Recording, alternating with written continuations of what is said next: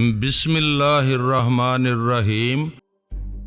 تم اس دنیا کو دیکھ رہی ہو اور اپنے بارے میں سوچ رہی ہو کہ تم کون ہو۔ وہ بتانے لگی کہ پہلی بار آنکھیں کھول کر اس نے خود کو ایک بند کمرے میں دیکھا تھا۔ کمرے کے باہر کوئی شخص بول رہا تھا۔ اس نے دروازے کو اندر سے کھولا۔ اسی شخص نے اندر آ کر ایک شیشی فرش پر سے اٹھا کر کہا کہ وہ زہر ہے اور شاید اس نے زہر پیا تھا۔ پھر وہ اسی شخص کے ساتھ ہیلی کاپٹر میں بیٹھ کر ایک محل کے سامنے آئی۔ وہاں سے ایک کار میں بیٹھ کر اس شخص کے ساتھ ہوٹل کے کمرے میں آئی۔ وہ شخص اس کے لبوں کو چومنے لگا، اس کے ساتھ ہی چیخ مار کر گر پڑا۔ پھر ایسا چپ ہوا کہ بار بار مخاطب کرنے پر کچھ نہ بولا۔ پتہ نہیں اسے کیا ہو گیا تھا۔ پورس نے کہا جب کوئی حرکت نہ کرے، زبان سے کچھ نہ بولے اور سانس نہ لے تو سمجھ لیا کرو کہ وہ مر چکا ہے۔ وہ بول رہا تھا اور سوچ رہا تھا کہ وہ شخص اس حسینہ کے لبوں کو چومتے ہی کیسے مر گیا۔ کیا اس حسینہ نے اس شیشی سے زہر پیا تھا؟ زہر پینے کے بعد یہ کس طرح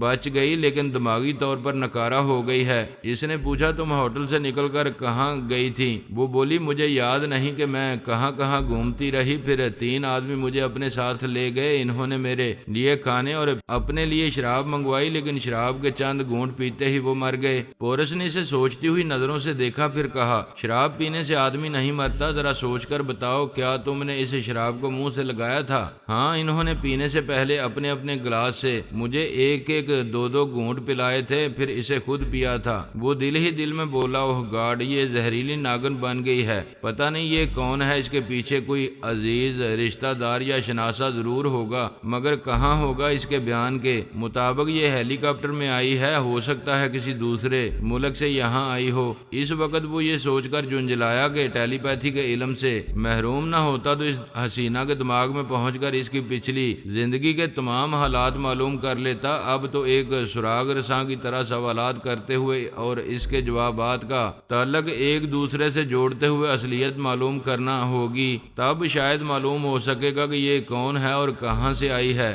اس نے نیلما یعنی سابقہ ناصرہ سے پوچھا کیا تم نے غور کیا تھا کہ تمہیں اپنے ساتھ لے جانے والے کیوں مر جاتے ہیں؟ وہ ذرا دیر تک سوچتی رہی، پھر بولی ابھی تم نے کہا تھا کہ جو حرکت نہ کرے، زبان سے نہ بولے اور سانس نہ لے تو سمجھو وہ مر جاتا ہے۔ پھر تو واقعی مجھے اپنے ساتھ لے جانے والے مر جاتے ہیں۔ کیا تم بتا سکتے ہو کہ وہ کیوں مر جاتے ہیں؟ تم زہریلی ہو، جو تمہارا جھوٹا کھائے پیے گا یا تمہارے لبوں کا بوسہ لے گا وہ مر جائے گا۔ یہ سن کر وہ حیران اور پریشان ہو رہی تھی، پھر بولی یہ تو اچھی بات نہیں ہے، ایسا ہوتا رہے گا تو مجھ سے ہمدردی کرنے والے اور مجھے سہارا دینے والے مرتے رہیں گے اور میں بار بار بے سہارا ہو کر بھٹکتی رہوں گی۔ تم عقل سے کام لوگی، اپنے کھانے پینے کا برتن الگ رکھو گی، کسی کھانے پینے کی چیز کو منہ نہیں لگاؤ گی، وہ چیز دوسروں کو کھانے پینے نہیں دو گی اور کسی کو بوسہ لینے کی اجازت نہیں دو گی، تو وہ ہمدردی اور مہربانی کرنے والا زندہ رہے گا اور تمہیں بھی سہارا ملتا رہے گا۔ اگر میں تمہیں اپنا جھوٹا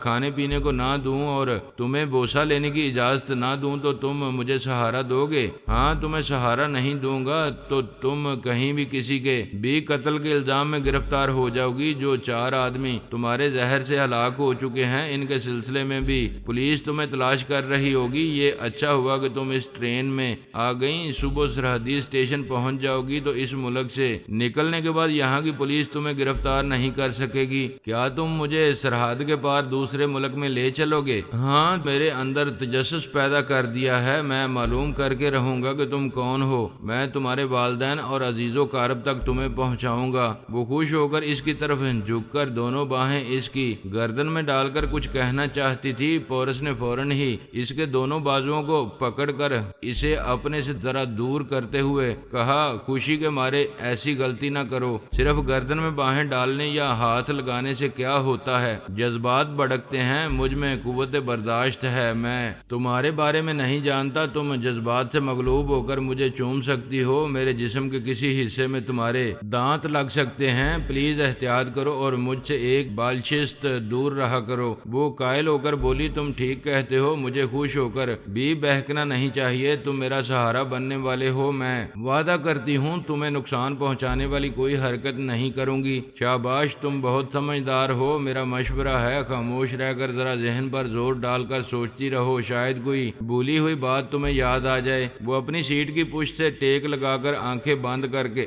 سوچنے لگی۔ سامنے بیٹھے ہوئے میاں بیوی کے پاس ایک چھوٹا ٹرانسسٹر ریڈیو تھا۔ اس شخص نے چینل تبدیل کیا تو ایک مردانہ آواز سنائی دی، وہ عربی میں کچھ بول رہا تھا۔ نیلما توجہ سے سن رہی تھی، پھر وہ خود عربی میں کچھ بولنے لگی۔ اس وقت ریڈیو سے بھی کوئی عورت بول رہی تھی۔ پورس نے کہا تم یہ زبان جانتی ہو، ابھی کیا بول رہی ہو؟ اس نے ریڈیو کی طرف انگلی اٹھا کر کہا یہ مجھ سے کہہ رہے ہے ناصرہ تم مجھے چھوڑ کر در بدر کہاں بھٹک رہی ہو؟ میں اس سے کہہ رہی ہوں کہ بے شک بھٹک رہی ہوں، مگر اسے نہیں جانتی ہوں یا بھول گئی ہوں کہ اسے کہاں چھوڑ کر آئی ہوں۔ پورس نے کہا وہ کسی ناصرہ کو مخاطب کر رہا ہے اور جواب تم دے رہی ہو، اس کا مطلب یہ ہے کہ تمہارا نام ناصرہ ہے؟ ہاں، وہ چونک کر بولی ہاں، یہ تو ریڈیو سے ڈرامہ نشر ہو رہا ہے، پھر میں نے اس کا جواب کیوں دیا؟ مجھے ایسا لگا جیسے اس نے مجھے مخاطب کیا ہو۔ پھر تو یہ اندازہ درست ہو سکتا ہے کہ تمہارا نام ناصرہ ہے۔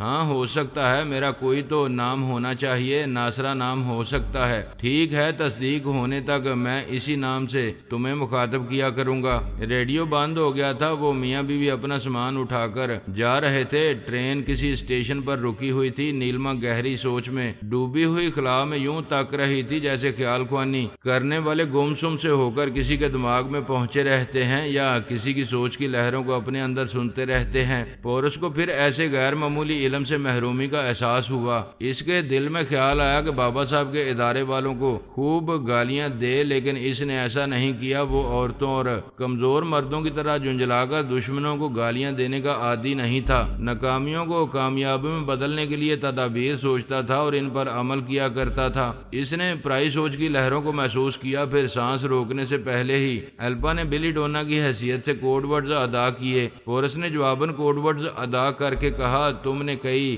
گھنٹوں بعد رابطہ کیا ہے، نتاشا اور نتالیا کے لیے فرانس کی وہ جگہ نئی ہے، میں ان کی خیریت معلوم کرنے کے لیے بے چین ہو رہا تھا۔ میں ان کے پاس گئی تھی، وہ پورس کو بتانے لگی کہ وہ دونوں دوا تیار کرنے کے سلسلے میں تمام آلات اور دیگر سامان پیرس سے خرید کر لائی تھیں اور لیبارٹری میں انہیں ترتیب سے رکھ رہی تھیں۔ اسی وقت نتاشا کے حلق سے چیخ نکلی۔ نتالیا نے پوچھا کیا ہوا سسٹر؟ وہ اپنی پیشانی پر ہاتھ رکھ کر بولی مم میرے یہاں سوئی چبھ رہی ہے۔ پھر اس نے دوسری بار چیخ ماری، اپنے سر کے پچھلے حصے میں ہاتھ رکھ کر بڑی تکلیف سے کہا میرے دماغ میں بھی سوئی چبھ رہی ہے۔ وہ لڑکھڑاتے ہوئے پیچھے ایک کرسی پر بیٹھ گئی۔ نتالیا نے پریشان ہو کر پوچھا اوہ سسٹر، یہ تمہارے ساتھ کیا ہو رہا ہے؟ وہ تکلیف سے کراہتے ہوئے بولی میں سمجھ گئی ہوں، کوئی مجھ پر کالا جادو کر رہا ہے، کوئی میرا پتلا بنا کر اس کی پیشانی اور سر کے پیچھے سوئیاں چبو رہا ہے۔ تب نتاشا نے اپنے اندر مہاراج کا کہکہا سنا۔ وہ کہہ رہا تھا ہاں میں نے تمہارے دماغ میں آنے کا یہ راستہ اختیار کیا ہے۔ اس سے پہلے میں نے جب بھی تمہارے اندر آنا چاہا تم نے سانس روک کر مجھے بھگا دیا، اب کیسے بچ کر نکلو گی؟ نتاشا نے اپنی بہن سے کہا نتالیا تم بالکل خاموش رہنا، منہ سے ایک آواز بھی نہ نکالنا، وہ شیطان مہاراج میرے اندر ہے، یہ تمہاری آواز سن کر تمہارے اندر بھی آ جائے گا۔ وہ ہنستے ہوئے بولی میرے اندر مہاراج کا بھائی گرو دیو ہنس رہا ہے اور مجھے بھی ہنسنے پر مجبور کر رہا ہے، میری سمجھ میں نہیں آتا کیا کروں۔ تم پر کالا جادو نہیں کیا جا رہا ہے، تم سانس روک کر اسے بھگا سکتی ہو۔ یہ مجھے دھمکی دے رہا ہے کہ سانس روکوں گی تو میرا بھی پتلا بنایا جائے گا، اس پتلے کے جسم میں سوئیاں چبوئی جائیں گی تو میں وہ چبھن برداشت نہیں کر سکوں گی۔ تم اس کی دھمکی میں نہ آؤ، ابھی سانس روک کر اس سے نجات حاصل کرو۔ اس سے پہلے نتالیا سانس روکتی گرو دیو نے اس کے دماغ میں زلزلہ پیدا کیا، وہ چیخیں مارتی ہوئی فرش پر گر کر تڑپنے لگی۔ نتاشا اسے سہارا دینے کے لیے اس کی طرف جانا چاہتی تھی مگر چیخ مار کر وہ بھی فرش پر گر پڑی۔ مہاراج نے بھی اس کے دماغ میں زلزلہ پیدا کیا تھا، وہ بھی نتالیا کی طرح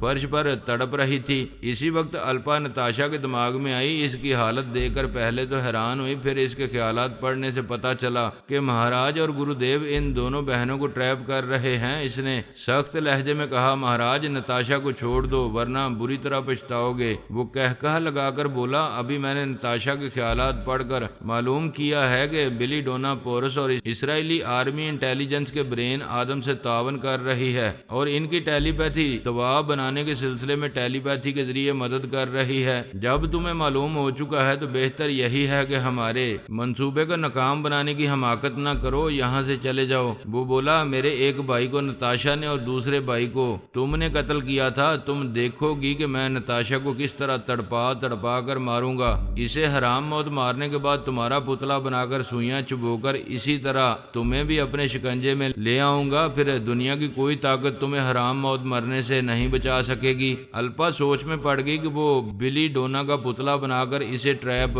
کرے گا اور اس کے خیالات پڑے گا تو یہ بھید کھل جائے گا کہ بلی ڈونا ٹیلی پیتھی کے علم سے محروم ہے۔ کوئی دوسری عورت بلی ڈونا کے نام سے پورس کو دھوکہ دے رہی ہے۔ اس نے برین آدم کے پاس آ کر کہا، بگ برادر گڑبڑ ہو گئی ہے۔ مہاراج اور گرو دیو کالے جادو کے ذریعے نتاشا اور نتالیا کے دماغ پر قبضہ جما چکے ہیں۔ مہاراج نے نتاشا کے خیالات پڑھ کر معلوم کیا ہے کہ ان کے دماغوں میں بلی ڈونا آتی ہے۔ وہ کالے جادو کے ذریعے بلی کے دماغ میں پہنچے گا تو اس سے معلوم ہو جائے گا کہ کوئی عورت بلی ڈونا بن کر پورس کو دھوکہ دے رہی ہے۔ وہ فرحاد سے رابطہ کر کے معلومات حاصل کرے گا تو اسے پتا چلے گا کہ میں نے پارس اور فرحاد کی فیملی سے علیحدگی اختیار کر لی ہے، اور شاید یہ بھی معلوم ہو جائے کہ میں ٹیلی پیتھی سے محروم نہیں ہوئی ہوں۔ برین آدم نے کہا، جب فرحاد اور پارس وغیرہ سے تصدیق ہوگی تو پورس ہم سے بدزن ہو جائے گا اور ہمارا منصوبہ خاک میں مل جائے گا۔ ہماری کوشش یہ ہونی چاہیے کہ مہاراج بلی ڈونا تک نہ پہنچ سکے۔ ہمارے ملک میں بھی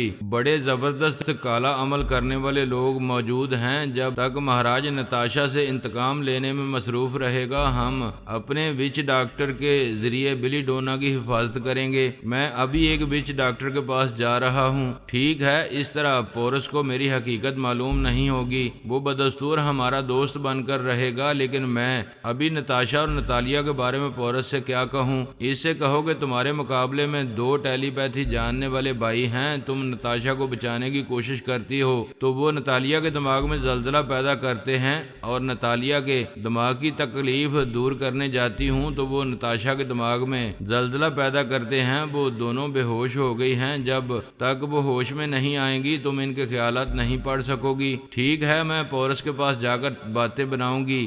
دوائیں تیار ہونے تک میں پورس کو اپنی اصلیت معلوم نہیں ہونے دوں گی۔ وہ پھر نتالیا اور نتاشا کے دماغ میں آئی، لیکن ان کے خیالات نہ پڑھ سکی۔ وہ دونوں بے ہوش ہو گئی تھیں۔ وہ وہاں سے پورس کے دماغ میں آئی، اسے بتانے لگی کہ مہاراج اور گرو دیو کالے جادو کے ذریعے نتاشا اور نتالیا تک پہنچ گئے ہیں۔ اس نے انہیں دونوں شیطانوں سے بچانے کی کوششیں کی، لیکن انہوں نے دونوں بہنوں کے دماغوں میں زلزلے پیدا کر کے انہیں بے ہوش کر دیا ہے۔ جب تک بے ہوشی کی وجہ سے ان کے دماغ کمزور رہیں گے تب تک یہ معلوم نہیں ہو سکے گا کہ وہ لوگ ان دونوں بہنوں کے ساتھ کیا سلوک کر رہے ہیں۔ پورس نے پریشان ہو کر کہا، یہ اچانک کیا ہو رہا ہے؟ ان دونوں سے میرا دل اور جذباتی تعلق ہے۔ پلیز مہاراج کے پاس جاؤ، اس سے کوئی سمجھوتا کرو۔ میں نے سمجھوتا کرنے کی کوشش کی تھی، لیکن مہاراج تو میری بھی جان کا دشمن ہے۔ میں نے نتاشا کی طرح اس کے ایک بھائی کو قتل کیا تھا۔ اس نے دھمکی دی ہے کہ نتاشا کو ہلاک کرنے کے بعد کالے جادو کے ذریعے مجھے بھی اپنے شکنجے میں لے کر قتل کرے گا۔ میں نے کہا، بے شک مجھے قتل کر دینا، لیکن ایک بار پورس سے بات کر لو، مگر اس نے کوئی جواب نہیں دیا۔ پورس نے اپنے دماغ میں مہاراج کی آواز سنی۔ وہ کہہ رہا تھا، بلی کیوں بیچارے پورس کو مایوس کر رہی ہو؟ لو، میں بات کرنے آ گیا ہوں۔ پورس نے کہا، اب تو تمہارے جیسے چند ٹیلی پیتھی جاننے والوں کی حکمرانی ہوگی۔ میں کبھی کسی کے سامنے نہیں جھکتا۔ تم میرے دل و دماغ کو بہت بڑا شاگ پہنچانے والے ہو، پھر بھی سر نہیں جھکاؤں گا اور گھٹنے نہیں ٹیکوں گا، البتہ سمجھاؤں گا کہ مجھ سے بنائے رکھو، ہمیشہ بنے رہو گے۔ نتاشا کو قتل کرنا تو بہت بڑی بات ہوگی۔ اس کے اور نتالیا کے جسموں پر ہلکی سی بھی خراش آئے گی تو میں تم دونوں بھائیوں کا وہ حشر کروں گا کہ تم دونوں اپنے پیدا ہونے پر پچھتاتے رہو گے۔ مرنا چاہو گے، مجھ سے بھی موت مانگو گے، لیکن میں مرنے نہیں دوں گا۔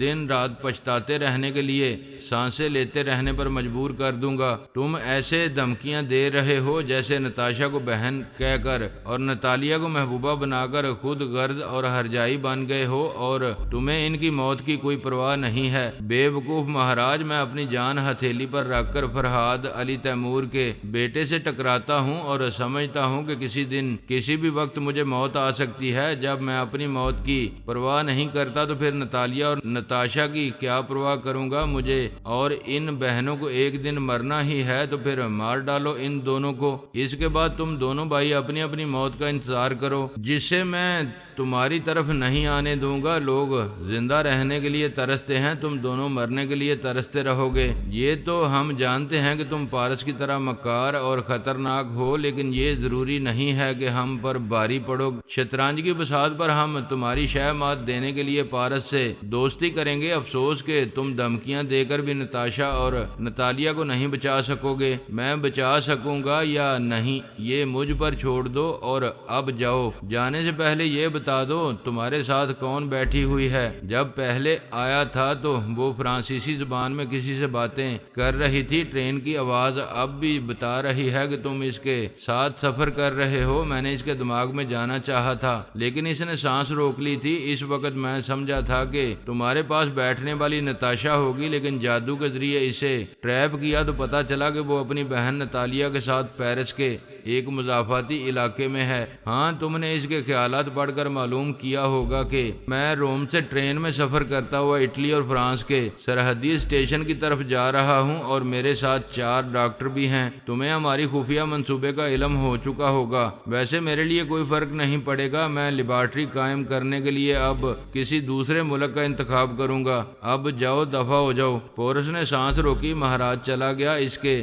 ساتھ الپا بھی دماغ سے نکل گئی تھی۔ پورس نے دل پر پتھر رکھ کر مہاراج سے کہا تھا کہ سب کو ایک دن مرنا ہے۔ نتاشا اور نتالیہ کو قتل کیا جائے گا تو کوئی نئی بات نہیں ہوگی، لیکن اس کا دل دکھ رہا تھا۔ نتاشا کو دل سے بہن مانتا تھا اور نتالیہ سے شادی کرنے والا تھا۔ اب مہاراج کی انتقامی کارروائی کے باعث اسے صدمہ پہنچنے والا تھا۔ وہ سوچنے لگا کیا ان دونوں کو بچانے کی کوئی تدبیر ہو سکتی ہے؟ الپا پھر اس کے پاس آ کر بولی، میں اس لیے آئی ہوں کہ تم بہت پریشان ہو گئے۔ تم نے اپنے دل پر جبر کر کے نتاشا اور نتالیہ کو ان کے رحم و کرم پر چھوڑ دیا ہے، لیکن ہمیں ان دونوں کی حفاظت اور سلامتی کے لیے کچھ کرنا چاہیے۔ اس نے اپنے 4 ماتحتوں کے نام اور فون نمبر بتا کر کہا، یہ چاروں ہندوستان کے شہر ناگپور میں رہتے ہیں۔ تم بھی مہاراج کے بیٹے مہیش کے ساتھ اس کی کوٹھی میں گئی تھی اور مہاراج کے بھائی کو قتل کیا تھا۔ میرے ماتحتوں نے بھی وہ کوٹھی دیکھی ہے۔ تم نتاشا کے لب و لہجے میں ان سے کہو گی کہ وہ فوراً جائیں اور مہیش کو اغوا کر کے کسی خفیہ اڈے میں اس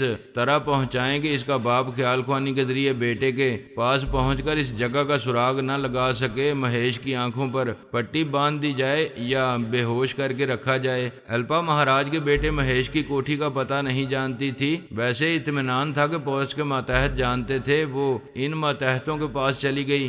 پورس نے نیلما کو دیکھ کر سوچا، اسے اپنے ساتھ لے جاؤں گا لیکن فرانس نہیں جاؤں گا۔ جو خفیہ لیبارٹری بنا رہا تھا وہ دشمنوں کی نظروں میں آ چکی ہے۔ اٹلی اور فرانس کی سرحد سے پہلے کسی اسٹیشن پر اتر کر کسی دوسرے ملک کا رخ کرنا ہوگا۔ الپا اپنی ٹیلی پیتھی کی سلامتی کی خاطر پارس کو چھوڑ کر چلی گئی تھی۔ وہ تنہا نہیں رہنا چاہتا تھا، اس لیے بابا صاحب کے ادارے میں آ گیا۔ وہاں سونیا اور اعلیٰ بی بی ثانی کے ساتھ وقت گزارنے لگا۔ وہ جب بھی ادارے میں آتا تھا تو وہاں سونیا ثانی سے ضرور ملاقات کرتا تھا۔ بہت پہلے یہ بیان ہو چکا ہے کہ وہ زندگی کے ایک عجیب موڑ پر آ گئی تھی۔ اس کی جنس تبدیل ہونے والی تھی۔ طبی معائنے سے پتا چلا کہ اس کا باقاعدہ علاج نہ کیا گیا تو وہ لڑکی سے لڑکا بن جائے گی۔ یہ زیادہ تشویش کی بات نہیں تھی۔ میڈیکل ٹریٹمنٹ کے ذریعے وہ لڑکا بھی بن سکتی تھی اور بدستور لڑکی بھی رہ سکتی تھی۔ جناب تبریزی نے اس کے باپ سلمان سے پوچھا تھا کہ وہ کیا چاہتا ہے۔ سلمان نے کہا، آپ ہمارے بزرگ ہیں، ہم آپ سے بہتر فیصلہ نہیں کر سکتے۔ آپ ثانی کے مزاج اور قدرتی حالات کو سمجھ کر اس کے حق میں بہتر فیصلہ کر سکیں گے۔ انہوں نے کہا، سیدھی سی بات ہے، وہ قدرتی طور پر ایک بیٹی بن کر پیدا ہوئی تھی۔ کوئی قدرتی چیز اگر بگڑتی ہے تو ہمیں اسے بگڑنے سے بچانا چاہیے۔ مثلاً پودے قدرتی طور پر نشو و نما پاتے ہیں، مالی ان کی اچھی طرح دیکھ بھال کرتا ہے۔ اگر وہ پودے کسی وجہ سے اکھڑتے ہیں تو انہیں پھر دیر سے اس مٹی اور زمین سے پیوستہ اور وابستہ رکھتا ہے۔ کیڑے اس کے پتے کھاتے ہیں تو وہ کیڑے مار دواؤں کے ذریعے ان پودوں کی حفاظت کرتا ہے، لہٰذا ثانی کی نشو و نما میں کوئی خرابی پیدا ہو گئی ہے تو اس خرابی کو علاج کے ذریعے دور کر کے اسے قدرت کے منشا کے مطابق بیٹی ہی رہنے دیا جا سکتا ہے۔ بابا صاحب کے ادارے کے ہسپتال میں اس کا علاج ہونے لگا۔ وہاں کے ماہرین نفسیات نے اس کا نفسیاتی تجزیہ کیا تو پتہ چلا کہ وہ جوانی کے پہلے دن سے ہی زنانہ جذبات اور خواہشات سے آری تھی، کبھی اس کے اندر شاعرانہ احساسات اور جنسی جذبات پیدا نہیں ہوئے۔ ثانی نے علی کے ساتھ رہ کر بڑے بڑے کارنامے انجام دیے تھے، دن رات اس کے ساتھ رہی، لیکن نہ اس کے جذبات بھڑکے نہ ہی علی نے جذبات کو بھڑکایا۔ سب یہی سمجھتے رہے کہ وہ ایک محبوبہ کی حیثیت سے علی کے ساتھ رہتی ہے، جبکہ وہ صرف ایک دوست کی حیثیت سے اسے پسند کرتی تھی۔ علی اس بات کا گواہ تھا کہ اکثر وہ ایک ہی بستر پر سوتے رہے، سونے سے پہلے دماغ کو ایسی ہدایت دیتے تھے کہ ان کے درمیان کبھی جسمانی تعلق قائم نہیں ہوا۔ وہ بچپن ہی سے لڑکوں کی طرح کھیلتی کودتی رہی اور بہترین فائٹر بننے کی تربیت حاصل کرتی رہی، اس لیے وہ مردانہ خصوصیات کی طرف لاشعوری طور پر مائل ہوتی رہی۔ یوں نفسیاتی تجزیہ کرنے کے بعد اس کا علاج کیا گیا اور ہارمونز کی کمی پوری کرتے ہوئے اس کے اندر زنانہ جذبات و خواہشات کی کمی پوری کی گئی۔